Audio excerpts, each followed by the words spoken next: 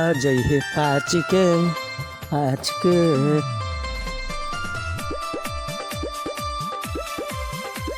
अरे आ जइहे पाँच के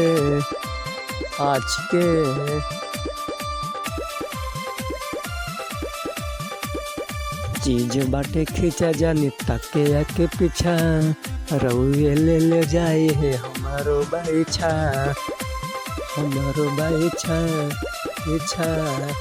चीज बाटे खींचा जानी तके के पीछा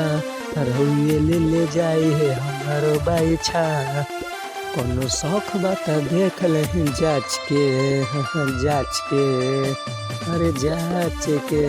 अरे आवे ने अरे हम हई दीवाना गली काच के अरे आ जइहे पाँच के चल जइहे नाच के अरे आ जइहे पाँच के चल जइहे नाच के अरे आ जइहे पाँच के चल जइहे नाच के कुछ नहीं बोलते हो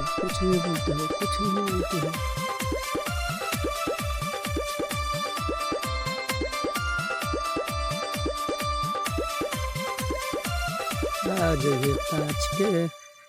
आशा में दासा बिगड़ले रहुआ बानी यही स्टाइल हमारे तरानी आज ये पाँच के चल जइहे नाच के ऐसे न नजर करे जाता तानी मुंड जदि सनी की त छोड़ देवे पानी असटिए जो में तोरी का हुमाच के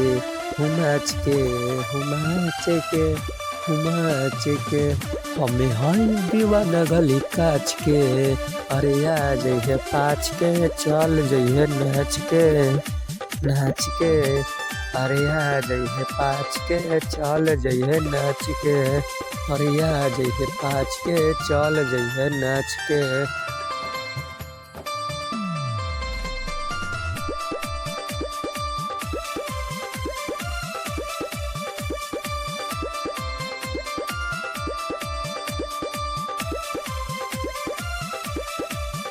ताजा गुलाब नियन खिलल बदन बा एही से पागल तोहर पीछे निखिल बिहारी बा आ जइहे पाँच के चल जइहे नाच के अच्छा मनी से प्रिंस के भी तनी कुछ मन बा फेरा के तोहरा विश्वास के तभी की दिशाल बा पता रह दी ए दादा तब हम जाए में कैसे बाच के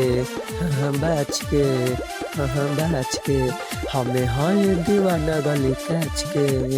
अरे आ जइहे पाँच के चल जइहे नाच के अरे आ जइहे पाँच के चल जइहे नाच